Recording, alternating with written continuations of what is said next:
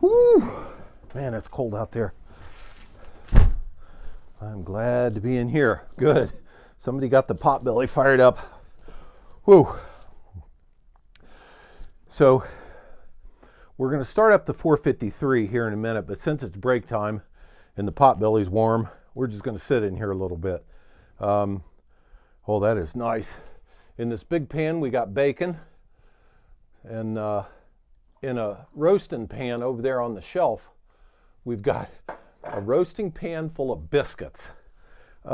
It's one of those white porcelain electric ones with the aluminum lid. Probably seen them at church dinners or something. Anyway, that's full of biscuits. We got bacon going. The little one is apple butter to put on those little sandwiches for break time. And of course, we got coffee. Break time around the potbelly really reminds me of the comment section. In the comment section, it's break time. We're in the old train station by the tracks. We're cold. We all come in and hang out by the potbelly, eat some bacon biscuits with apple butter, and talk. Everybody's welcome. Everybody's equal. What you think, what you feel about railroad, family, faith, that's all good talk here. So, speaking of the comments, just from yesterday's video, we got so many good comments, and several, more than one, about using diesel fuel to lubricate the inside of the bucket out of a sprayer from when you sit in the operator seat. That's genius. I hadn't thought of that. Used motor oil, who doesn't have that? Diesel fuel, we'll bring a piece of equipment in and it's got diesel fuel that we know is old and smells awful. You're afraid to burn it. That'd be a perfect use of it. So yeah, we're going to try that. Speaking of things you guys have said in the comment section, sitting around the potbelly stove, waiting for the bacon to get done, listen to this one. This is from Old Coasty. Thanks for sharing. Love the project, but please no singing. Keep your day job. Ha! Well, let me tell you what. I got something for you. It's my railroad and I'll sing if I want to. I'll sing if I want to. So how about that, Old Coasty? It's my railroad and I'll sing if I want to. I don't know who you are. You might be an old friend of mine, but so from Eric. Now Eric's got a comment. The other day we were talking about how to haul the diggings out of the trench. I think we've got a high rail grade all coming. You guys are going to like this. It'll be up on high rail gear on the rails, reaching down into the ditch with a curved bucket with no teeth. It curves and takes a perfect little bite right out of that trench. So the trench ends up looking, if the operators are good, the trench almost looks like the bottom of a piece of tubing. I mean, it's so smooth and straight. The problem is, if this guy's a high productivity operator, he's going to have stuff to dump and wants to keep going. One idea was put it on the bed of the grapple, but you can't reach up and over the seat on the top of the grapple. If you turned the truck the other way, you'd be reaching over the hood and the windshield and then way back to dump it. So that doesn't work. The cart is a great idea. And by the way, after we start the 453 this afternoon when we're back at the railroad, we're all going to stand around that cart and give our ideas. Ideas already coming in, and I really like that.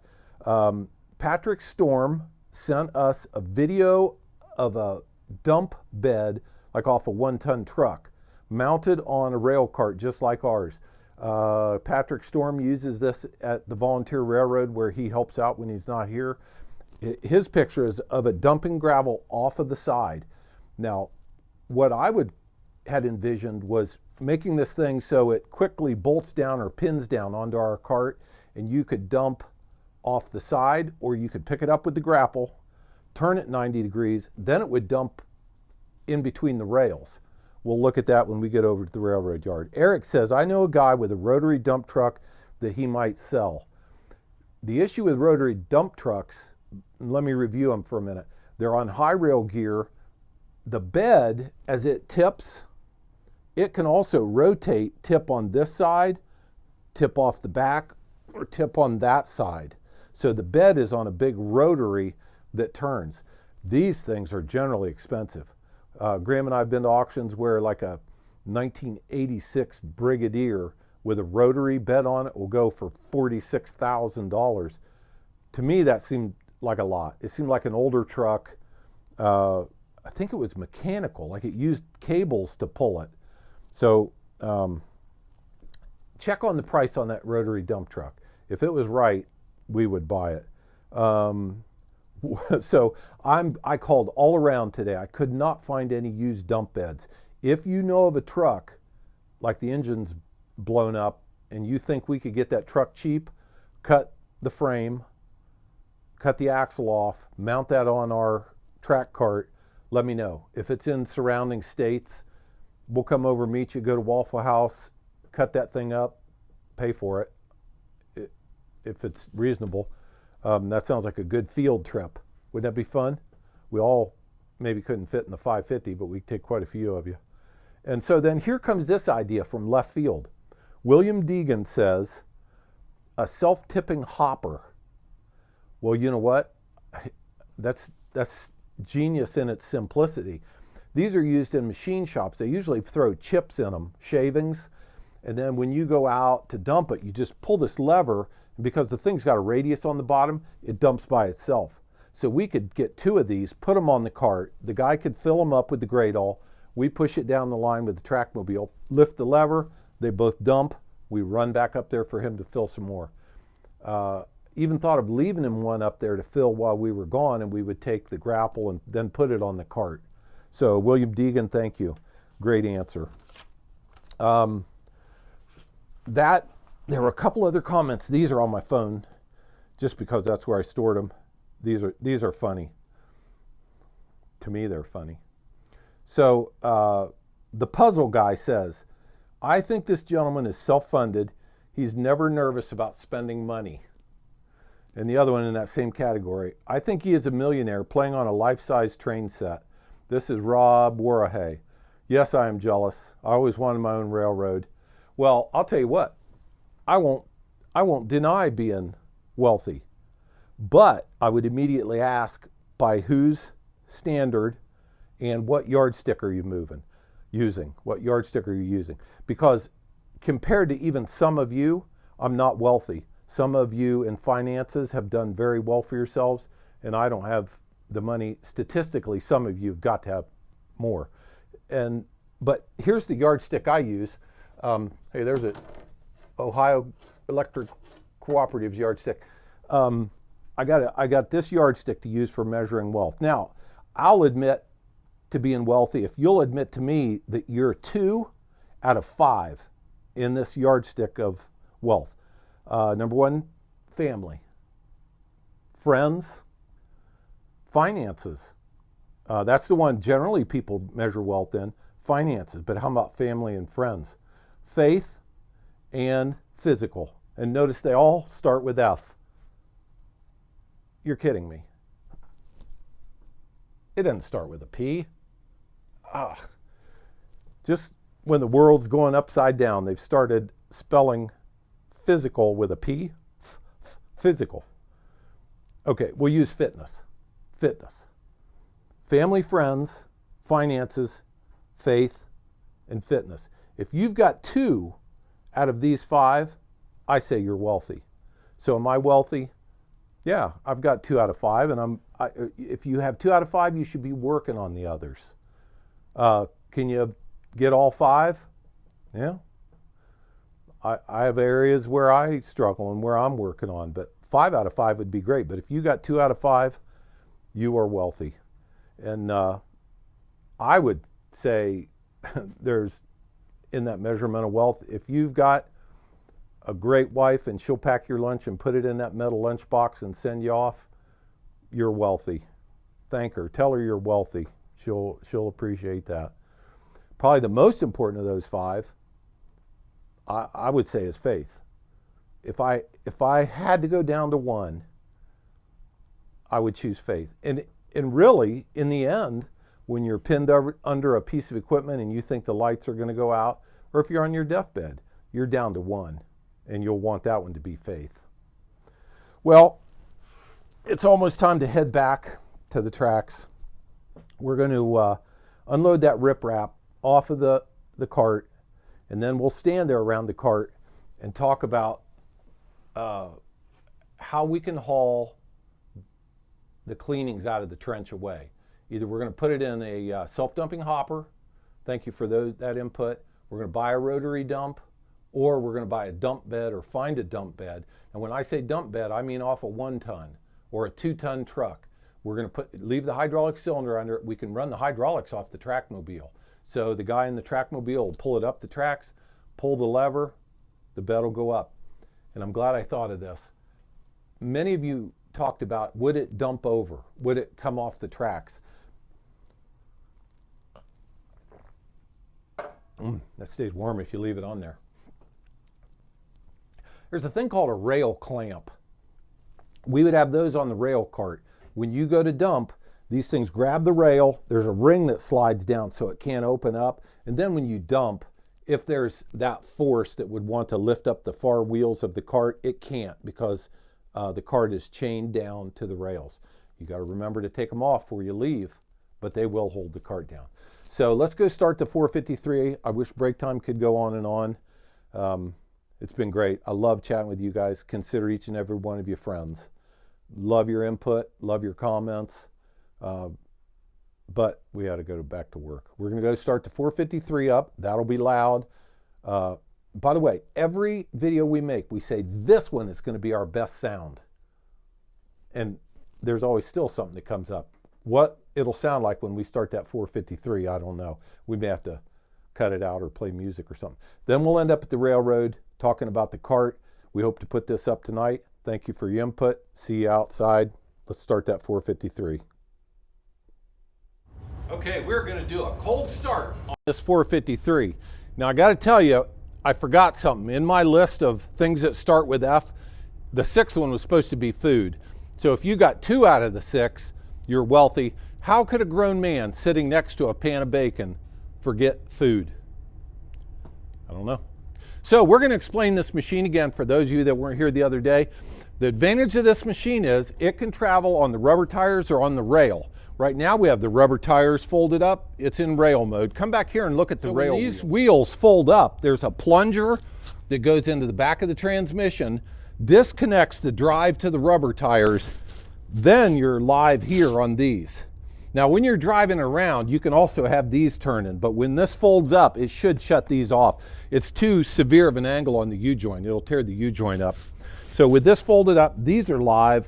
I put that little piece of rail over there so you could see how it would sit down on there. We are going to do a cold start, which means it's cold today and this thing has not run in a month or so. I know it'll run if it's enough battery. I stole the battery out of the fork truck. So we're gonna fire this up. It'll be loud. I don't know what we're gonna do with the sound. We'll cycle the wheels a couple times. Now something else very important to know about a trackmobile, different than a locomotive. Right over here is where there's a hydraulic coupler. We've got the coupler off because we're working on it, but under this bag, plastic bag, is a hydraulic cylinder. The trackmobile weighs maybe 12,000 pounds, but will move up to 5 railroad cars. How does it do that? The coupler gets underneath the railroad car, the hydraulic cylinder picks up, that transfers weight from the railroad car onto the trackmobile. That's how it gets traction. This is literally a portable locomotive. Not as sturdy, not as durable.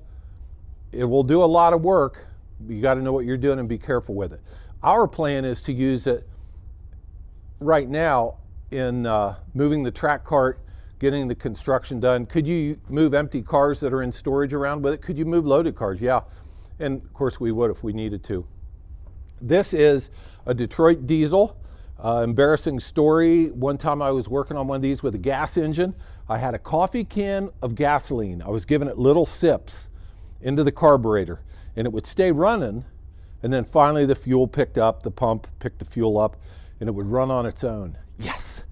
So I set the coffee can of gas up on the top of that hood, and you know, the thing's running, but it's running kind of rough. Wouldn't you know, that coffee can vibrates over to the edge, falls down in the fan, and the fan does its best to drive that coffee can right through the radiator.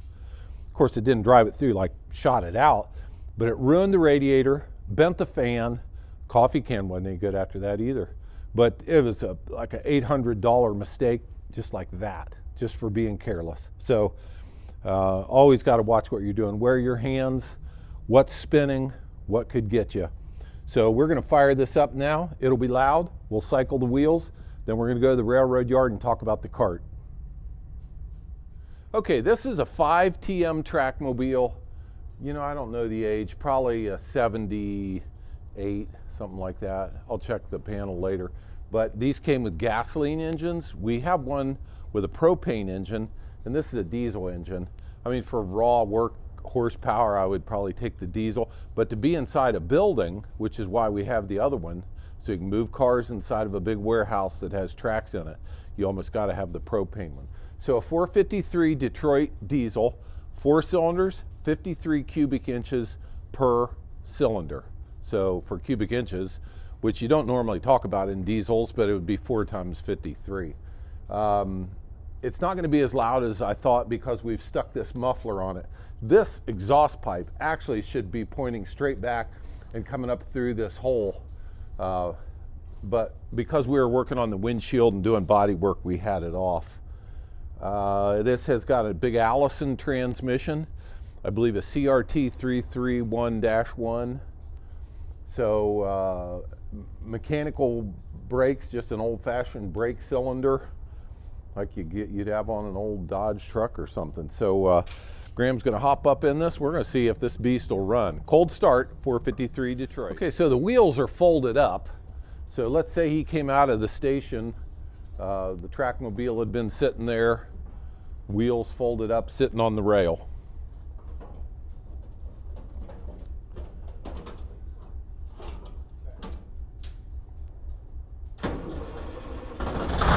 Oh yeah. Well, that started up nicely, didn't it? So now he's going to cycle the wheels. They're hydraulic. There's 2 cylinders over on the other side. So if you were done operating it on the rail and you wanted to take it off the rail, this raises it up off the rails, and then you're ready to drive it on the rubber tires.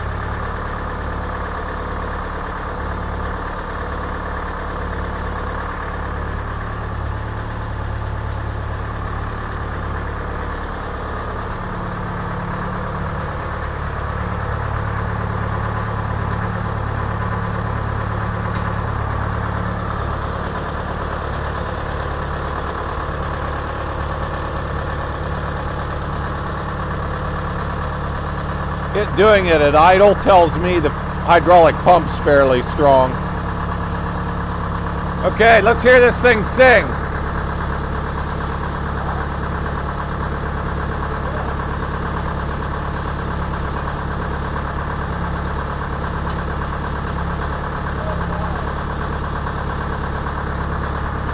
Push it down that way.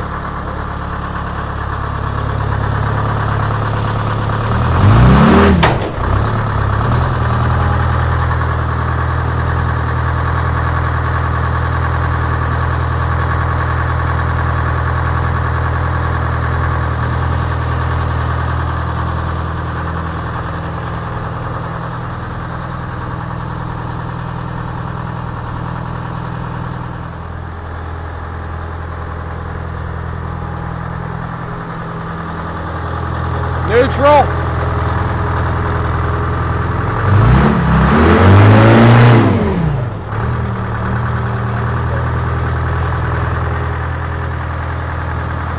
Graham.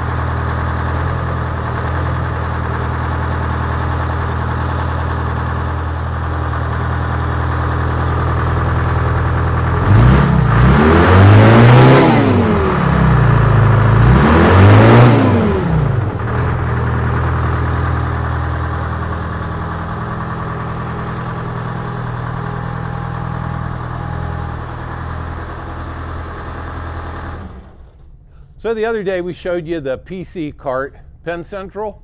Maybe that's what we'll call it, the Penn Central cart. And that'll be our first rolling stock. This will be our first motive power, if you don't count the grapple. because somebody asked about putting a coupler on it. You could put a coupler on it. My concern there would be with good traction, it could start a car or two moving. When you went to stop, you would probably have trouble stopping them.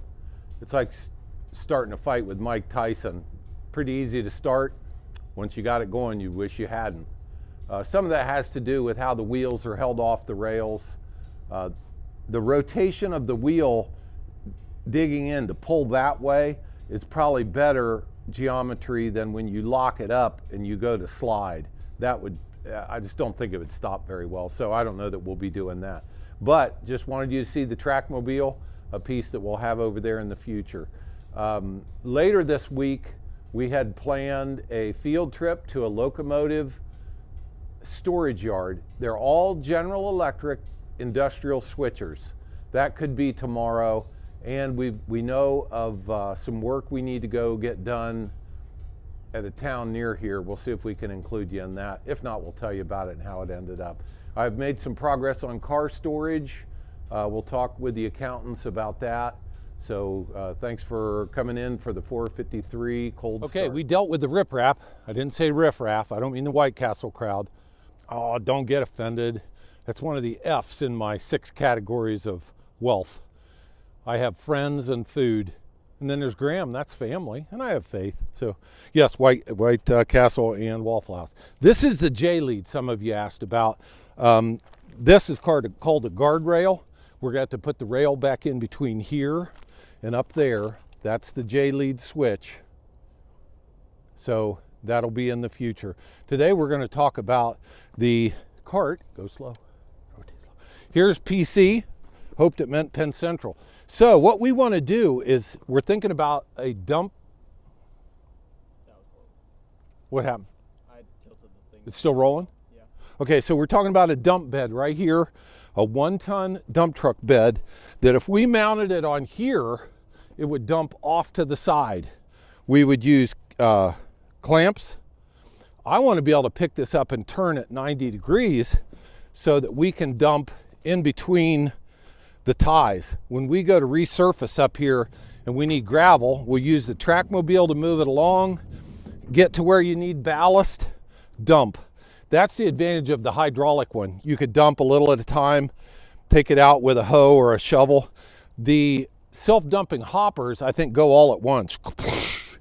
If we use those, we could maybe put one on each end facing out, load it with gravel, bring it down here and use it. So that's the plan. Contact us if you know of a truck, if you know of those self-tipping hoppers that are available. Give me your ideas. A lot of this is based on what you guys think and how you help us. Let's talk about gauge rods while we're here. We're talking fast so we don't lose battery. Hopefully the sound is good.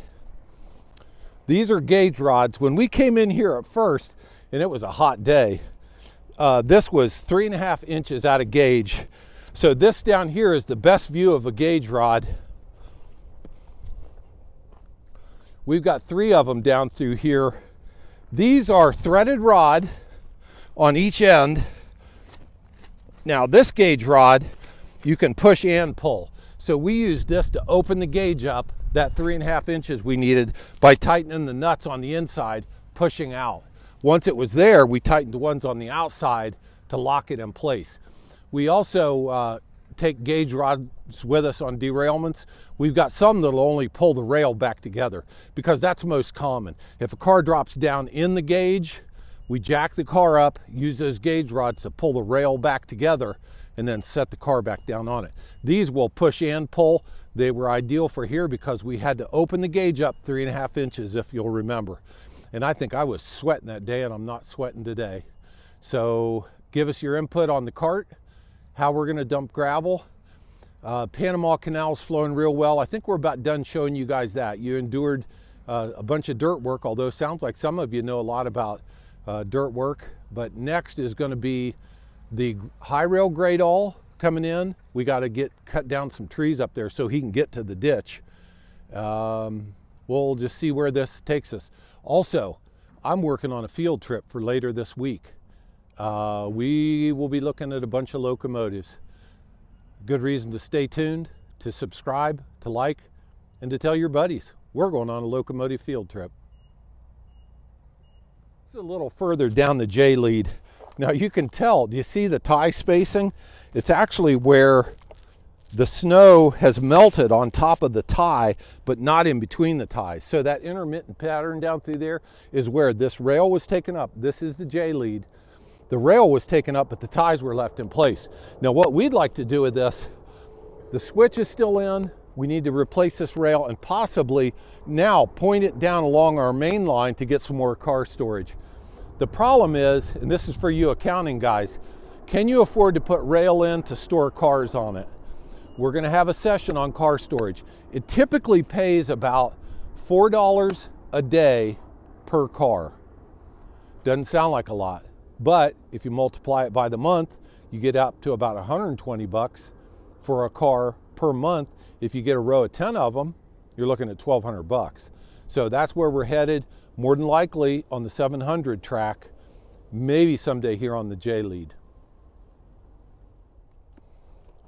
Son, that was a great day on the railroad. Yes, it was. I gotta say, probably my favorite was break time. Hey, look at this.